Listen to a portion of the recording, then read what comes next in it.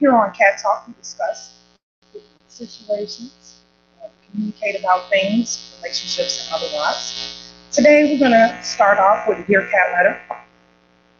A lot of my listeners and followers send me letters about different things.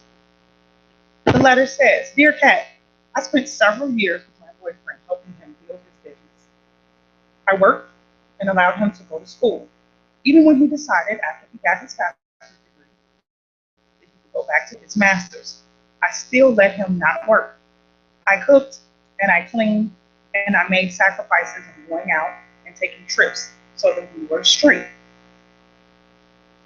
Once he established his business, though, he started cheating. He had this one girl that he just wouldn't leave alone. Eventually, he broke up with me. Yeah, he broke up with me. A year later, he married and had a child. With a little investigation, I found out that she doesn't even work at all. I feel like calling him just to go off. I never support another man again. I don't think that I should. Kind of interesting. Very interesting. I know we tackled things like this on IntellectualRadio-Podcast before. So, that being said, let's get right into it.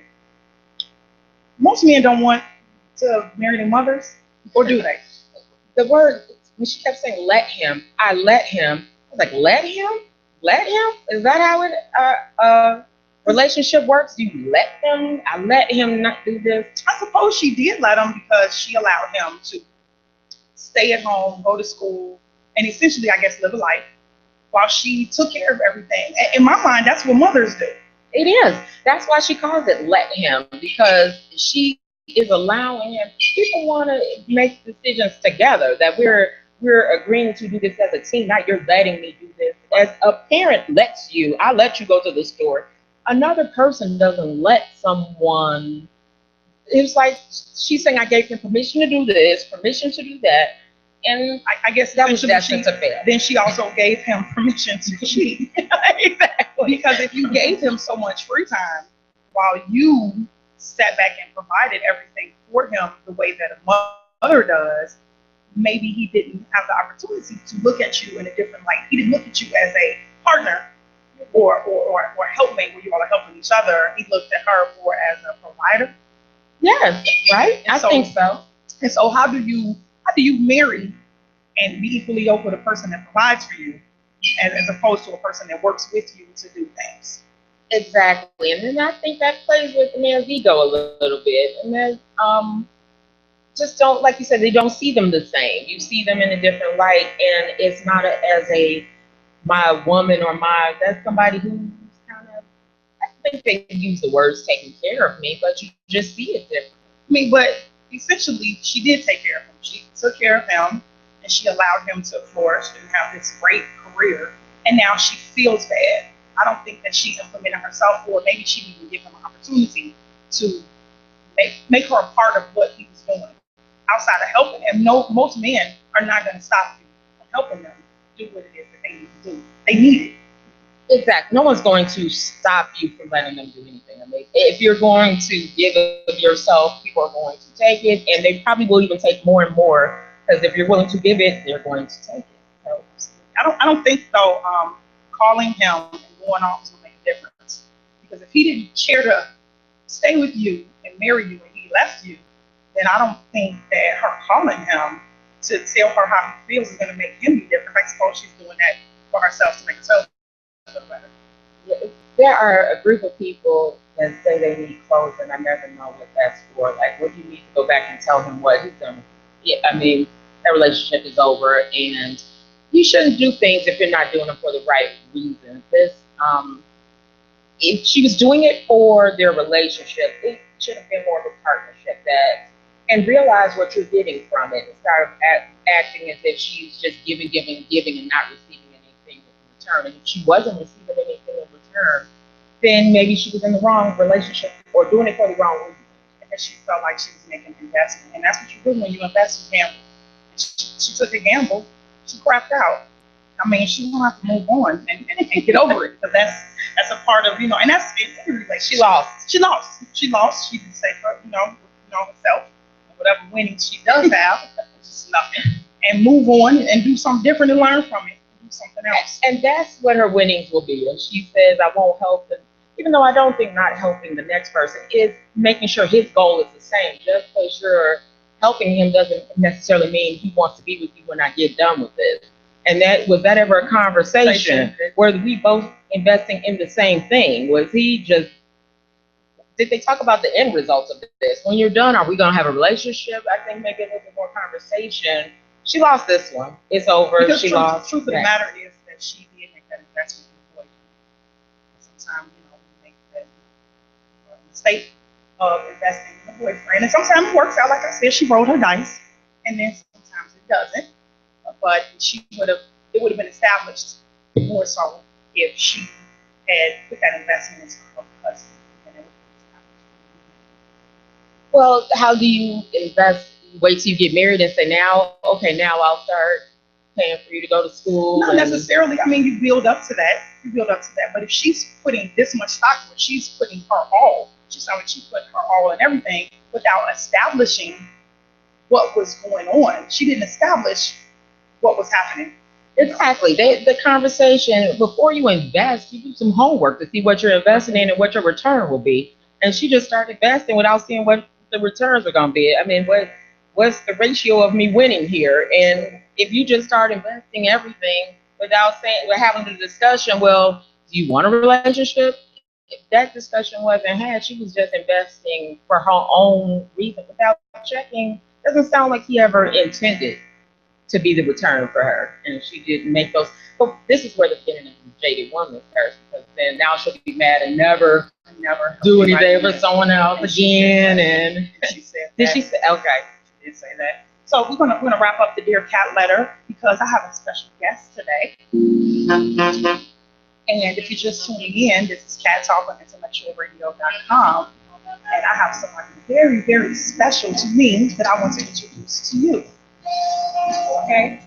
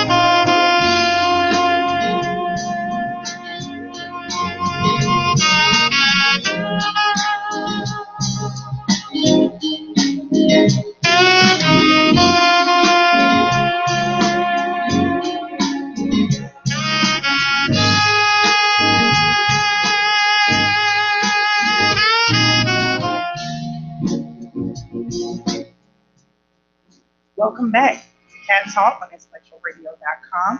I am Cat, my co-host, Wanda. And joining us now is Miss Keisha Underwood. She is the owner, operator with her husband for the clothing line of Rich Boy Cartel, which is a super hot, growing fast clothing line in the city of Chicago. Welcome, Keisha. Keisha. Okay, so let's get right into it. Our topic today is women in business, juggling their family and relationships, which we know, especially, I feel like, especially Black women, it could be a three-ring circus, and it's a lot of work. So just start off by telling us a little bit about the Rich Boy Cartel clothing line. The clothing line my husband and I established in 2013. We started off just making t-shirts. Now we're making sweaters, jackets, jogging suits, and hopefully we're going to be also. Approximately how many stores or what stores in the city of Chicago can people find your clothing? We are in Chicago. Wow. I'm on the south side of Chicago. We're all taking shop 147, dress code,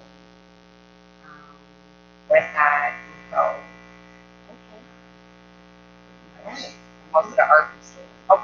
I work with a lot of teenage young people, adolescents, and so I see a lot of them with the rich boy cartel clothes on. So I always take pictures. Like, wait a minute, that's my sister, and you got her clothes on, and I take a picture and I send it. I put it on the Instagram. You're on Instagram, rich boy cartel.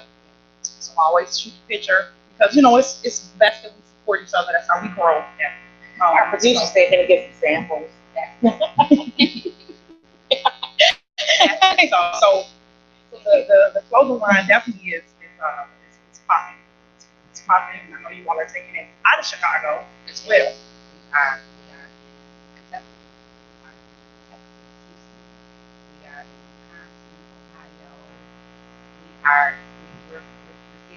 I noticed your jacket. Is that? Oh, see. Okay. This is I made the definitely. Nice. So this is a T-shirt that I do have on. Oh, okay. Skyline of Chicago. But my own personal jacket that I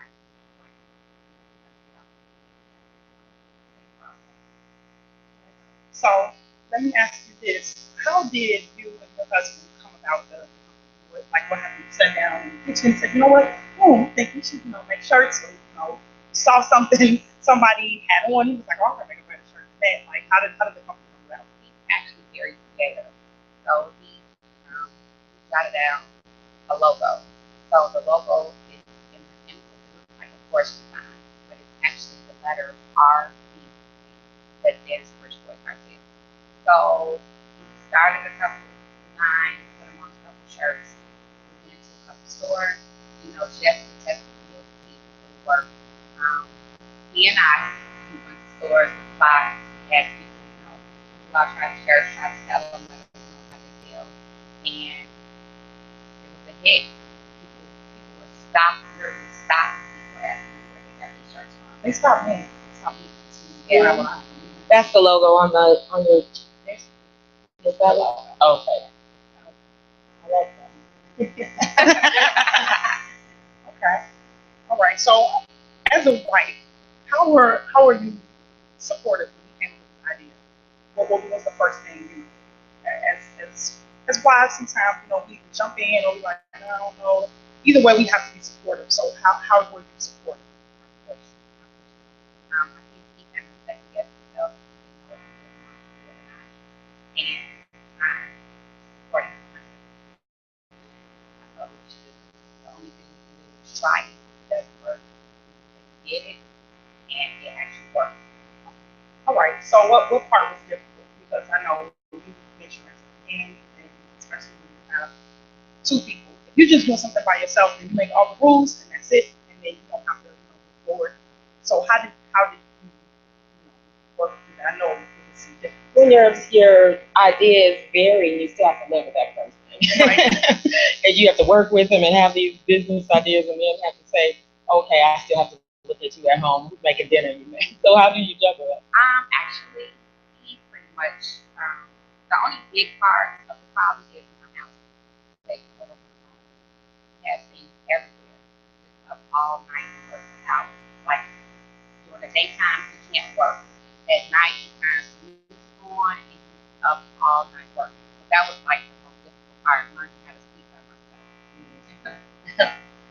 How do you balance business and time for kids, or the time to do things pertaining to the business that absolutely has to be done, but you do have work on kids and then time with your husband and time with yourself? We go to Vegas a lot. Do a lot of shows. We're out on the road a lot. So it's gotten to the point now where I'll just kind of let him handle his work, and I can stay home and manage the household.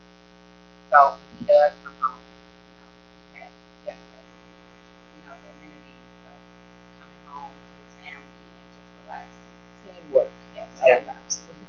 Okay. So, do you think that you face some different challenges being young black business owners as opposed to if you are a young white or Asian? Definitely. Definitely.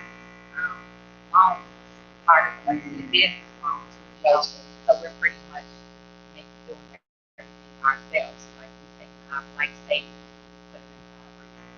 So that's the most difficult part of it.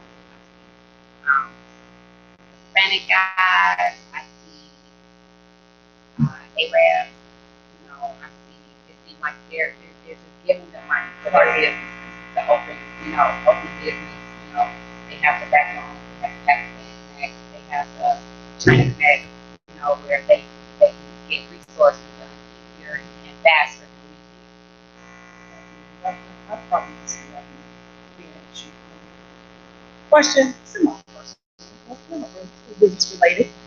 Have you noticed that women or men respond to you or and your husband differently since your business has grown, since you started business?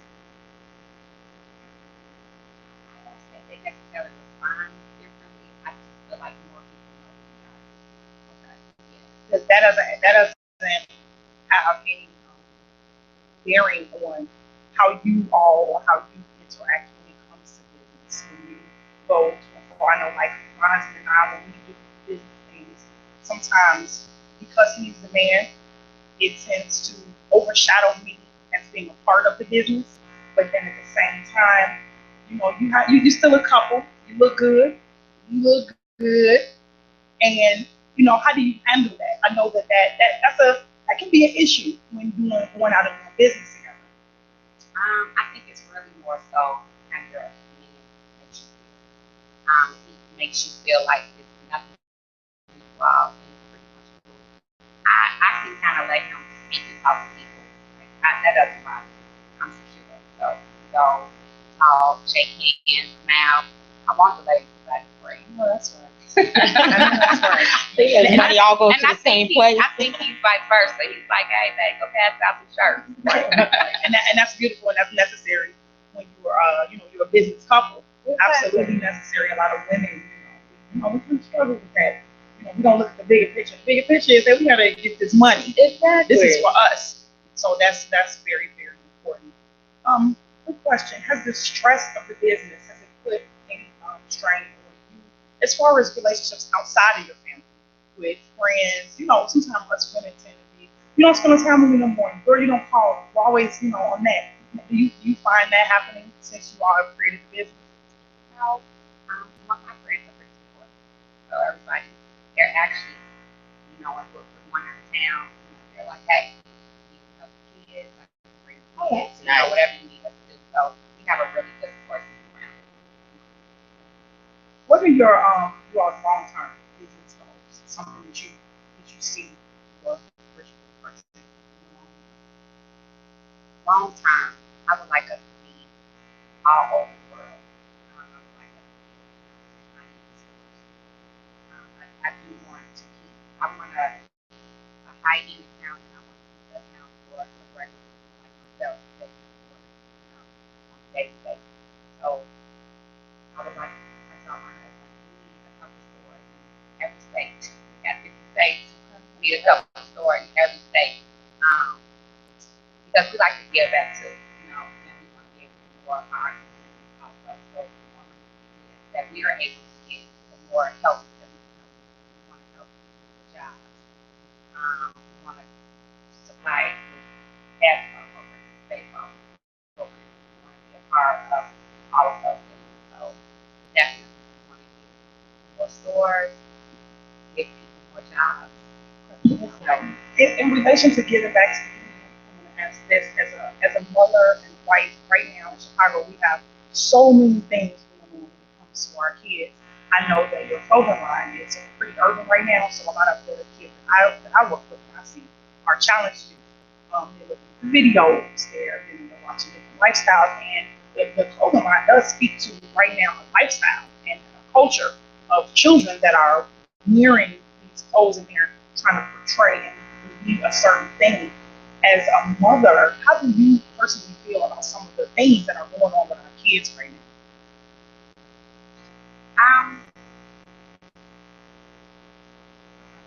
As far as clothing, or as far as the culture, as a culture, there's a lot of things that kids are looking at and they think that they want to have it, they got to have it. They don't necessarily know how to get it. There's a lot of stuff going on right now. What is the price range of your event? It varies. We have things starting from $30.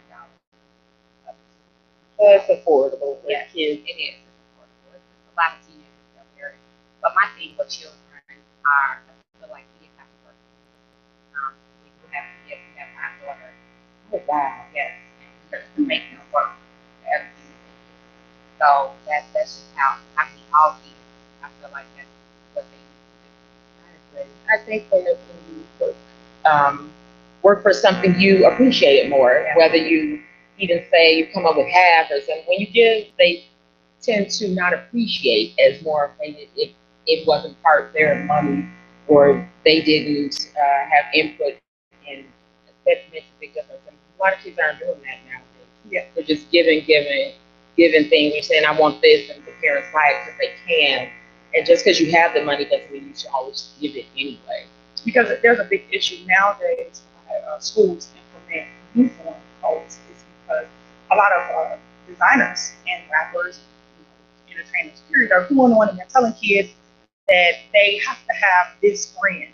And a lot of times that brand is not found in their neighborhood. It's not, it's not fashionable. If it's something that they can, the things that are fashionable are extremely high priced. And so kids, all they know is that in order to be somebody or be something, this is what I need to be wearing. So when you say that to a kid that doesn't have the money or they can't afford to get that becomes a big issue to them. So, as a mother, I think that when you do have a fashionable clothes line like you have, something that they can get that is nearby them and they can still look good and it's a big deal. I would love to see us have some entertainers to wear some rich boy cars to show them, that this is cool for one, and it's something you can get in the neighborhood near you. This is what we wear. More of a culture. It's a tough dynamic out here right now for our youth with trying to be somebody. They're fighting for their self-esteem so hard. As a mother, I know you said you have 5 daughters. How do you feel about them and what they wear, like putting a high price value the way a lot of girls do now on what they wear? Are you pushing the girls that they kind of are who they are, beautiful who they are? I know they come home with, I gotta have this, I gotta have Gucci, and I gotta have, how do you handle that? I pretty much raise my kids. They're used to things, so they don't necessarily have to have all of those things. I don't buy a whole lot of designer clothes for my kids. You never wear rich boys everywhere all day. I You going out the house, you on a t-shirt? That's right.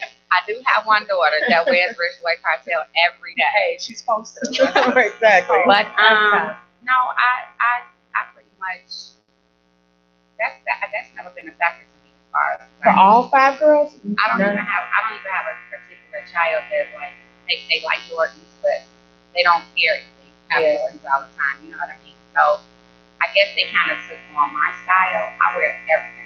It doesn't particularly have to be designer. I shop at Payless. I shop at Target. If you like it, you like it. So they don't. They're not like that. They know certain things are nice, but they don't necessarily have to have everything designed. They're equally yoked. They kind of know, Does that come from the parents? It sounds like then if a parent has that same mentality that trickles down to your children. I think if you place a value, wherever you place a value at in your kids and instill that in them, then that's what they go with. Right. I agree. I kind of think that if you're parenting, your kids are not more so looking up to rappers and athletes all the time. You're their first. You should be the first role model. So, your kids dress and look nice, have a nice dress, like that's a feeling. It doesn't have to have Chanel design on it, but it feel like If you're just tuning in, this is Cat Talk with Cat on IntellectualRadio.com. I'm here with co-host beautiful Wanda, and we're speaking with Keisha Underwood. She is the owner, operator of Rich Boy Cartel Clothing with her husband. And our topic today is Black businesswomen juggling family, business, relationships. I have another question for you, Ms. Keisha. What advice would you give for a woman with a husband and family starting a business? support. I feel like you should really support each other and whatever you are trying to do. It's kind of like a win-win situation. If he's in a good financial position, you're in a good financial position. If he is in a good financial position, if she's in a good financial position, then she's allowing her husband to be in a good financial position. said that because I'm going to read you today our Dear Cat letter and see how you weigh in and what you think about this. Dear Cat, I spent several years with my boyfriend helping him build his business. I worked and allowed him to just go to school. Even when he decided after he got his bachelor's degree that he would go back to school and get his, I still let him not work. I cooked and I cleaned and I sacrificed and went out and taking trips so that he was straight. While he did what he needed to do and established his business, he started cheating. He had this one girl that he just wouldn't leave alone. Eventually, he broke up with me. Yeah, he broke up with me. A year later, he married her and had a child. With a little investigation, I found out that she doesn't even work at all. I feel like calling him is going on. I'll never support another man again. And I think I'm right. Well, she's not. No. I don't think she is, my opinion. That's a tough one. Isn't it? Yes. A year later, why do people fixate on people like that? Why a year later are you even caring what he's doing? Because people are not established and happy with their sales. She put so much into that. Right, I let him do this. Yeah, that's a lot. She put a lot. She put a whole lot. Yeah, she did. I mean, but I guess you think about it. So let's not be so funny. Oh, She okay. should feel some kind of way about what is going on. That she should feel something because she did put a lot into it. Why? Why? Well, why did she put something? Right. Because obviously I guess she assumed that it was gonna pan out at the end. I guess that was her you know how women do. We sit back and we don't do nothing for But nothing. you could probably hear her at home every night. I'm sacrificing, I'm doing all this, blah, blah, blah. Every night I'm coming home and I'm doing this and I can let you stay at home. I want to hear that for you. Bye. I believe you too. And even if she's not saying it, she's probably acting like it. She's saying it. Come on, you can't live like this and do all this and not say that. At home she's quiet about it. She has too much, I let him do this and I let him do that. You know women don't go home and be all nice about that. That's true. She probably nagged him. Is that an issue? Is that a thing that women are so desperate for men nowadays that they allow them to live on them? It's the investment. Earlier, at the first part of this segment, that Kat mentioned that she mentioned it as an investment. This woman probably felt like she was investing in him, and the big payoff is he's going to be this educated man that she. Well, I still don't know why she allowed him not to. She thought he'd eventually go to work, and I guess then she figured she would put the investment into him, and then later she would get the return. You know, women always want to be a part of something, and we feel fulfilled in being a part of something. So when we can stick our chest out and say, "Hey, I was a part of this," then so I think that she's feeling bad because she didn't win. You know, like you said, you know, she threw her dice out there, she crapped out. Okay. And then the other lady won.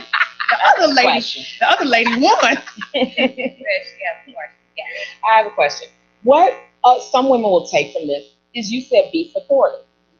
Will the woman who does that in the letter think that's being supportive? That she's being supportive of her man and that's his vision to go to school and do this and do this. So will she feel she's doing exactly what you said and being very supportive? That is not supportive. That's actually here. Supportive to me is I'm going to help you along the way, like a little help. Like what's the cutoff? So you saying what's the cutoff? So help. But it's a well, I feel like in her situation, he didn't have anything. So that's why he did what he did. He had 100%. How they had a home together, just say we had a home together, and his name was on the board and her name was on the board. It would be a little bit harder to just walk away because he wouldn't want to mess up his grade. So he would have to stay and put something towards it to work. So I feel like sometimes as women we have to make them. Yes, it has to be a team effort. Did your business start after you were married, or was your husband already working on the idea and then you, or it was something that came about after you were together. So it was a collaborative. You were already invested in your relationship. You had a solid relationship before the business started. My husband and I pretty much always have had collaboration. When the real estate market was booming, we had to do the real estate market together. So when we started the clothing line, we started the clothing line. You know, it was when I met him, he had his own business, and that was before me. But when we got together, and we were not married at the time, we went into the next business together. So I think that might be a difference. I think because we're both putting into something that maybe it's a little bit different. I feel like in her situation, she was doing all the She was right. investing, and he didn't invest in It was a anything. one-way. It was a one-way investment. It was a one-way investment. but I think women do that too. They do. They do. Oh, they sure do.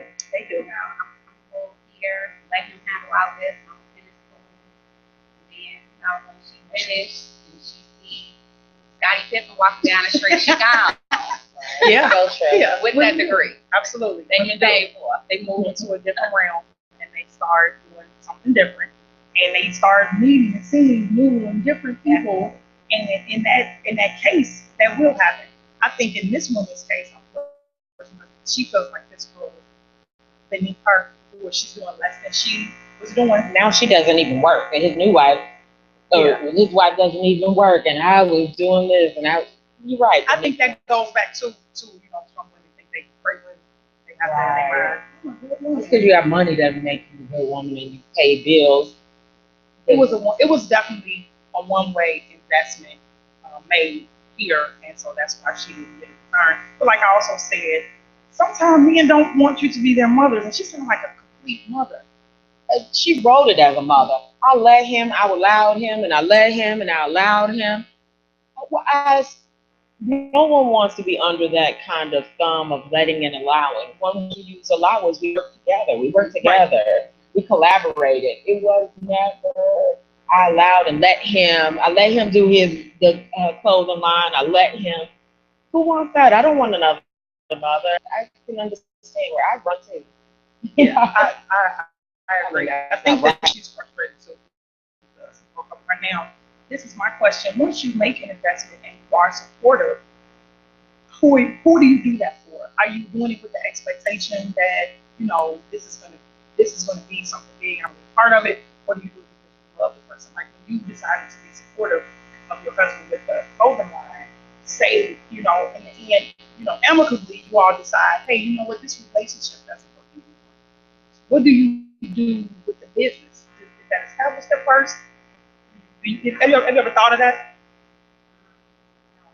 You're going to have them going home. Wait a minute. because when you... And that's a beautiful answer as well. It should be. That's a beautiful answer as well. That's a beautiful answer as well. So that was part, and that's what it is. Did you hear that?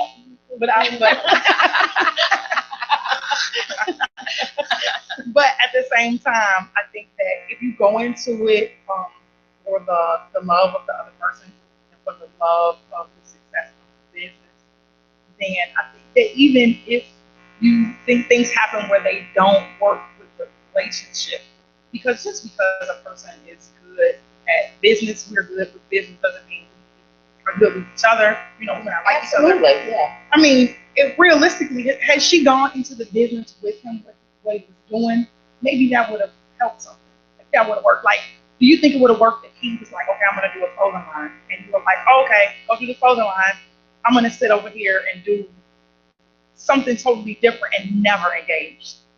Do you think it would have worked that way? In my situation, I don't think so. Only because I think my husband kind of questioned it. So that's why, I think I was extra push. With the backbone, as a wife should be, to help push and encourage. But if the situation did at the point where we had to separate, like this passion, I would say I have, certain things that I love to do, certain things that I love to do, and we're friends first. So I know that I was still take care of, just all of the things that we've done. I don't know what happened in their situation. They probably were not friends. They probably just in a relationship. Me, a friendship is very, very important in a relationship. If you're just tuning in, this is Cat Talk on IntellectualRadio.com, and I'm sitting here with my beautiful co-host Wanda and Keisha. She is you are We know that. extremely beautiful. This is my sister, so you know she's beautiful. And we are talking about her clothing line, Rich Boy Cartel. She is the owner operator with her husband, and we are also discussing business women that juggle families and relationships. I know that some people, I wish I had someone here that could be the single person, because I know that single women, when they're juggling, if they have kids, it's 10 times harder. Yeah, my friend owns a business. She opened us a center on her T-shirt, Journey to Wholeness Center. And she's a single mom with 2 boys, and I think she finds that to be the hardest thing is her boys. Her time at the center now, she's working 60, 70 hours a week, and they're like, "You're never home. We don't have home cooked meals." And she's trying to make a way for the boys and the things you mentioned, like to get in the loans and things like that. She has his finances all herself, so making this work for her boys and legacy for her family is important. And that is a struggle when her family, thank goodness, her sisters and relatives stepped in to help with her children. But she says that's the hardest part, is still wanting to be the active mom and make this business work. And her boys feeling a little neglected from the time she used to have with them. She was in the corporate world and not more 9 to 5. And now when it's 9 to 10 night, it is harder on them. So it's struggle. Do you think it's a conversation when you try to get into something like an entrepreneurial business? You are also on your own business, you're an entrepreneur as well. Yes. When you get into that, is it a conversation you need to have with your circle, with your family, your husband, the people around you? Because the sacrifices that you make, do they affect them? Yes, and I think it's the same when you have to do something at night or outside of the hours that they're used to you working, and everybody has to be supportive, and that you have to work with mommy. You have to go with me. I have to do this real quick, or I'll be at your game, or I won't be at your track meet today because I need to do this. The daddy will be there, and I think if we're all in it for the right reasons and want to see each other succeed, that it should all work out. Of course, children sometimes don't quite understand that you really have to. But I do believe that getting everybody on board. I don't know if we're sat down with each of them and talked to them individually, but I think they want to see their supportive. Probably the same way your girls are supportive of you.